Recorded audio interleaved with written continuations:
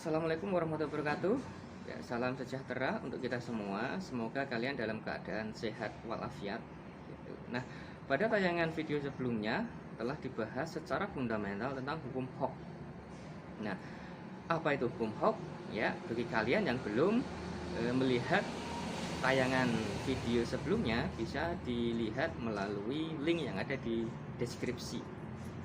Nah, kali ini ya saya ingin membahas secara mendalam tentang hukum Hooke, ya. Utamanya adalah penerapannya dalam pemecahan masalah. Tapi sebelumnya, ya, sebelum saya membahas yang lebih jauh lagi, ya, mungkin kalian pernah melihat benda yang seperti ini, oke, atau seperti itu, atau lagi seperti yang di atas ini. Lalu bagaimana bedanya ya? Oke, untuk yang pertama itu adalah gambar suspensi, sistem suspensi kendaraan. Bisa kendaraan motor, bisa kendaraan mobil. Nah, tujuannya untuk apa? Tujuannya adalah untuk meredam kejutan. Jadi ketika kendaraan itu lewat di jalan bergelombang, ya, atau jalan yang jelek gitu, maka efek kejutan ini bisa terkurangi. Nah, kalau nggak ada sistem seperti itu, maka pengendara biasanya cepat lelah, ya, dan menimbulkan suara yang tidak enak. Gitu. Oke, ya. Sekarang yang kedua, gambar yang kedua tadi itu adalah gambar sabuk pengaman. Nah, maksudnya apa? Gitu ya.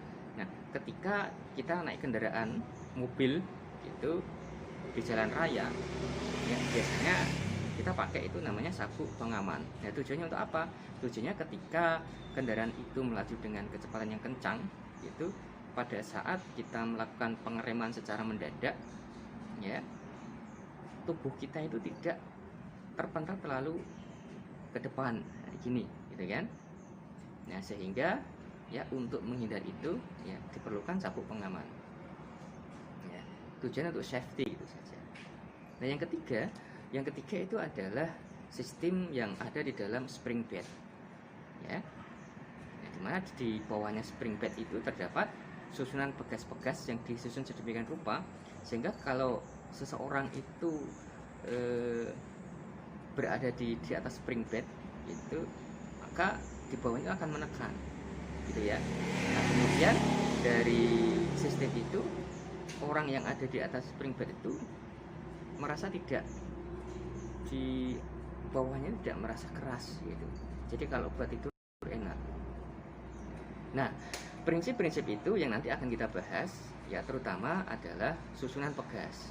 Nah, di sini saya bawa dua macam pegas nih. Yang sengaja yang saya bawa pegas ini adalah pegas yang ukurannya berbeda. Ada yang kecil, ada yang besar. Gitu. Nah, gambarannya, ya, kenapa saya membawa yang berbeda? Karena konstelasinya berbeda. Oke. Ya, pegas ini secara mendasar dapat kita gabungkan menjadi susunan seri dan susunan paralel, dan ada lagi susunan gabungan, gitu. Nah, dari gambar-gambar tadi kalian bisa memperkirakan, ya, itu termasuk susunan pegas yang bagaimana.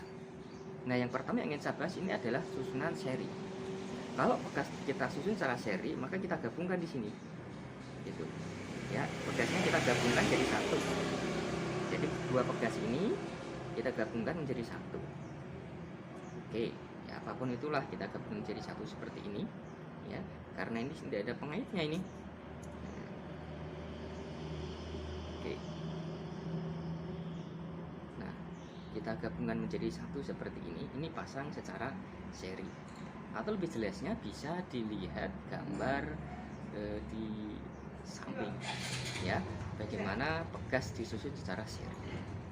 Nah, sekarang pertama yang ingin saya bicarakan ini adalah bagaimana sifat-sifat pegas yang disusun secara seri, gitu.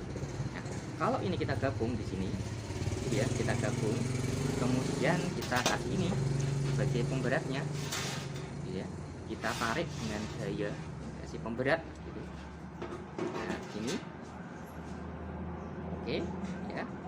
Tentunya ini akan pegasnya akan mengalami pertambahan panjang. Nah, bagaimana ceritanya kalau pegas ini kita gabung gini ya. Nah, sifatnya bagaimana? Nah, untuk pegas yang dipasang secara seri itu dia memiliki sifat bahwa gaya pengganti ya, gaya pegas pengganti ini nilainya sama dengan gaya pegas pada tiap-tiap pegas. Jadi pegas ada dua.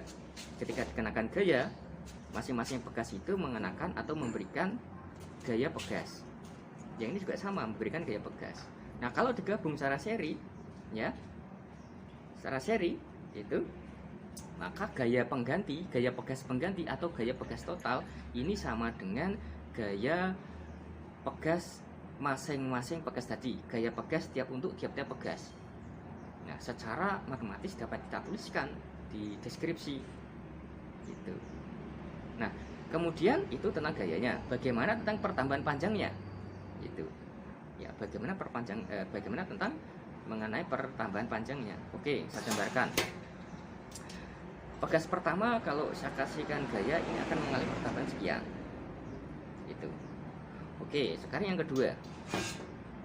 Yang kedua itu kita kenakan gaya kan mengalami sekian. Itu. Ya. Ya, intinya antara pegas 1 dan pegas 2 ketika masing-masing dikenakan gaya itu akan memberikan pertambahan panjang yang berbeda. Nah, kalau pegas itu dipasang secara seri ya, maka pertambahan panjang totalnya atau pertambahan panjang pegas pengganti ini adalah total dari pertambahan panjang pegas pertama dengan pertambahan panjang pegas kedua. Saya ulangi ya. Pertambahan panjang pegas pengganti sama dengan pertambahan panjang pegas pertama ditambah pertambahan panjang pegas kedua. Ya, secara matematis dapat diperhatikan di deskripsi ya sebelah sini. Gitu. Nah, sekarang dengan menggunakan prinsip hukum Hooke yaitu F sama dengan K kali delta X ya, maka ya konstanta pengganti kalau pegas dipasang seri ya, ini akan menghasilkan seper konstanta pertama ditambah seper konstanta kedua, atau dapat diperhatikan persamaannya di gambar sebelah. Oke, itu untuk pegas secara seri. Nah, sekarang bagaimana kalau dipasang paralel? Kalau seri tadi kita gabung seperti ini gitu ya. Kalau paralel berarti kita gabung gantungan seperti ini. Nah, ibarat katanya nih, kita punya seperti ini ya. Nah, ini adalah pemasangan pegas secara paralel. Secara grafis ya, secara jelas dapat kita lihat gambar di sebelah sini nih. Nah, sekarang bagaimana sifatnya? Ya, sifat-sifat untuk pegas yang dipasang paralel gitu. Nah, secara sederhana sifat-sifat pegas yang dipasang secara paralel ini kebalikan dari sifat pegas yang dipasang secara seri. Itu artinya ya, pertambahan panjang pegas pengganti di sini ini sama. Karena dipasang seri, maka ketika keduanya ini kita kasih beban bersama-sama sini, gitu kan? Maka pertambahan panjangnya sama. Artinya apa? Artinya pertambahan panjang pegas pengganti sama dengan pertambahan panjang pegas pertama sama dengan pertambahan panjang pegas kedua. Itu. Nah, yang kedua ya, yang kedua gaya pegasnya gitu kan, gaya pegas pengganti ini sama dengan gaya pegas pertama ditambah gaya pegas kedua.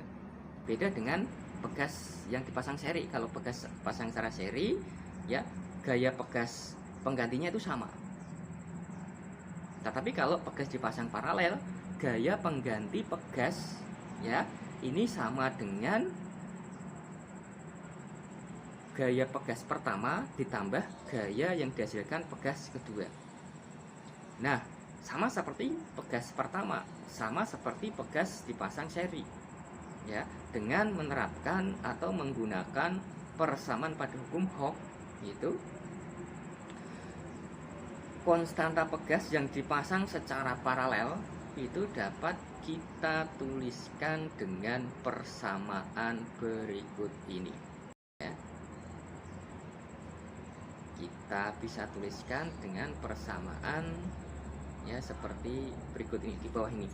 Nah, kalian bisa lihat gitu. Nah ya, itu mengenai pegas gitu ya. Jadi kesimpulannya bahwa pegas secara seri dan pegas secara paralel gitu ya. Kalau pegas secara seri, konstanta pegasnya ini adalah 1/ks. Ks itu adalah konstanta pegas seri sama dengan 1/k1 tambah 1/k2 atau tambah 1/k berapa, tergantung pegasnya berapa. Tapi kalau pegas secara paralel ya, konstanta pegasnya adalah total dari konstanta pegas yang ada. Oke ya, cukup sekian ya sekelumit tentang hukum Hooke untuk susunan pegas. Nah, semoga tayangan ini bermanfaat. Kalian merasa tayangan ini bermanfaat ya, kalian bisa like, bisa komen ya, dan kalau bisa subscribe ya, agar muncul tayangan-tayangan video berikutnya. Oke ya, saya akhiri ya. Selamat beraktivitas, selamat belajar, semoga sukses mencapai tujuan masing-masing ya. Assalamualaikum warahmatullahi wabarakatuh.